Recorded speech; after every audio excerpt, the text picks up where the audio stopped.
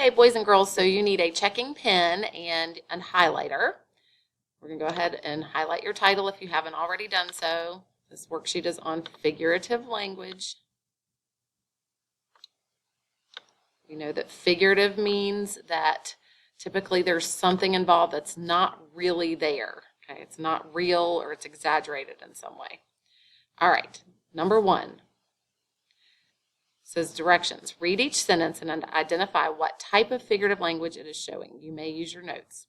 Reading is rewarding and really rad. Well, you should have highlighted all your R's because that shows the proof of what type of figurative language it is. Boom, boom. And that is hyperbole. I'm sorry, not hyperbole. Alliteration. I'm going to clone this.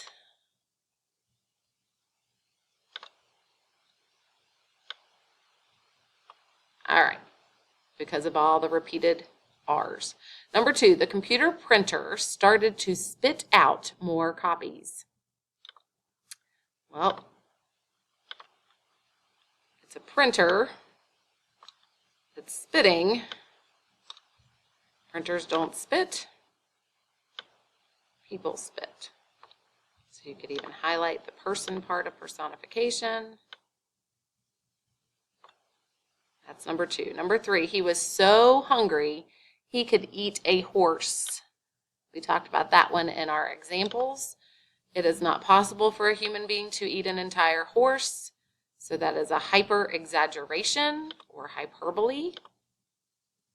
I would highlight the hyper, and it is B. The branches of the tree pointed to the old dirt road. Well, trees don't point, people point. So again, that is personification. Number 4, the light is as bright as the sun. Well, I see as. I see a light being compared to the sun. So, and those two things are sort of alike, but when you picture a light, think of a lamp or something. Okay, so that would be a simile. Because it's using like or as to compare two unlike things.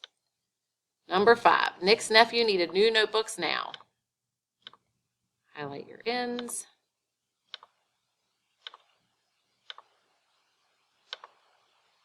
And again, that is alliteration. 6, the rocks in the lake were as sharp as knives. Okay, I see as again. Are we comparing two things that are unalike? Well, they're comparing rocks to knives, so that would be a simile. The stars winked at us from the night sky. Stars winked. Stars don't wink. Who winks? People wink. That is personification. All right, so be giving yourself checks and X's. The dishes fell to the floor with a clatter.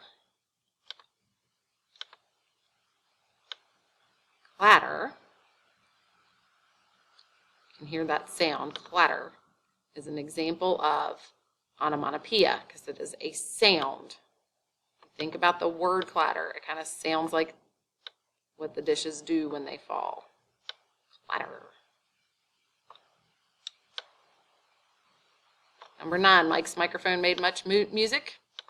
Highlight your M's. Repeated sound, consonant sound at the beginning of a word is going to be alliteration.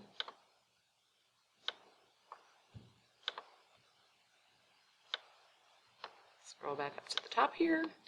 Please silence your phone so it does not beep during the movie. Beep is a sound. It is onomatopoeia. 11, that ice cream is calling my name. Ice cream does not call names. People call names. So that is personification. I have a million things to do for homework tonight.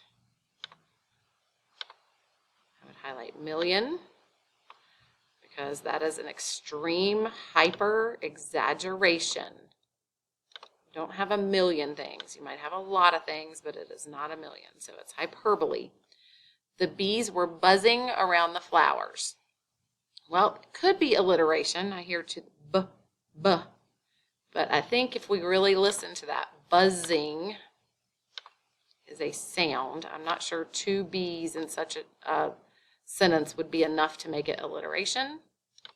So I'm going to go with onomatopoeia because buzzing is a sound. Again, if there were like 3 or 4 bees, we might be able to go with alliteration. She was going through a roller coaster of emotions. So, that's a tough one. So, we've got metaphor. We know it's not alliteration. I don't see like or as, so it's not a simile. Nothing's being personified. So let's think. Could this be a metaphor? She was going through a roller coaster of emotions. Well, I'm thinking figuratively, what is not there? There's no roller coaster there, right? So her roller coaster, her emotions are being compared to a roller coaster.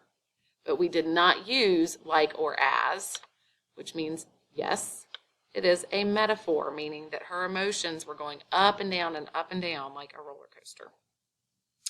He was tall like a giraffe. Well, automatically I see like, so I'm thinking simile. I'm not sure. We have to make sure two unlike things are being compared. What two things are being compared? Him and a giraffe. Which part is figurative? The giraffe would be figurative because it's not really there. And it's comparing them by saying they are both tall. That is a simile.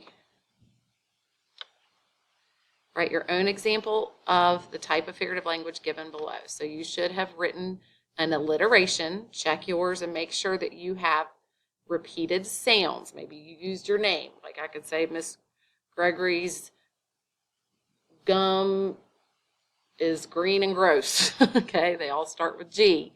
Yours should all start with some letter to make it an alliteration. Simile, remember to check and make sure you have used like or as to compare two unlike things. Her smile was like the sun. Okay, the kids were as busy as bees. Okay, check for like or as, make sure you're comparing two unlike things. All right, next page. We have to use our key here, onomatopoeia, personification, idiom, simile, metaphor, alliteration, hyperbole, and we have to identify what kind it is. Jimmy was unable to speak to his new friend. She asked him, "Cat got your tongue?" And his face turned bright red from embarrassment. That phrase, "cat got your tongue," is an idiom because there is no cat getting your tongue. The words don't match the meaning.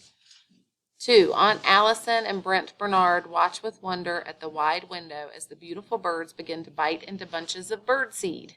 Should have noticed all the repeated consonant sounds. So we have our A's, Aunt Allison, Brent Bernard, watch with wonder, wide window, beautiful birds. Again, bite bunches of birdseed. We know the repeated consonant sounds is going to be alliteration. You could have marked that off at the top. The sky had no clouds today, and there hadn't been rain for weeks. I looked outside, and even my flowers were begging for water. Well, flowers don't beg for water. People beg for water. So that is personification. Number 4, Mrs. Jones looked incredibly stressed today. When I asked her what was wrong, she said, "I have a million things to do." She is exaggerating. She does not have a million things to do. It is a hyper exaggeration or hyperbole. Number 5, Anna walked into the room and felt a cold breeze on her skin. The cold was as cold as an igloo in Antarctica. I see as, comparing cold to an igloo, which again, not real, well, igloo in Antarctica. What is figurative there? What's really not there? There is no igloo there, okay? So that is a simile, comparing two unlike things. Because a room, comparing the cold in the room to the igloo in Antarctica.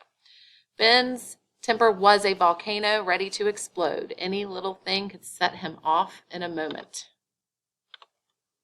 Well, I notice there's no volcano there, right? That's the figurative part. What's being compared to the volcano? Ben's temper. We used was instead of like or as, which means it is a metaphor. It shows how explosive his temper is. Number 7, our last one. The water splashed upon the sandy beach. Each grain of sand crunched beneath my bare feet. I sighed happily and continued to walk. Sand crunched is a sound. So that is onomatopoeia. I think I spelled that right. Look back at the top. onomatopoeia.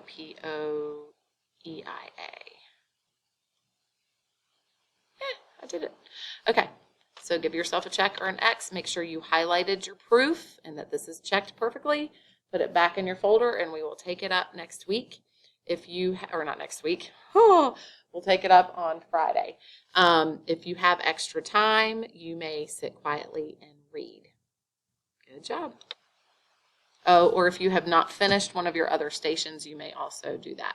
So get your work done first. If you finish everything, then sit quietly and read.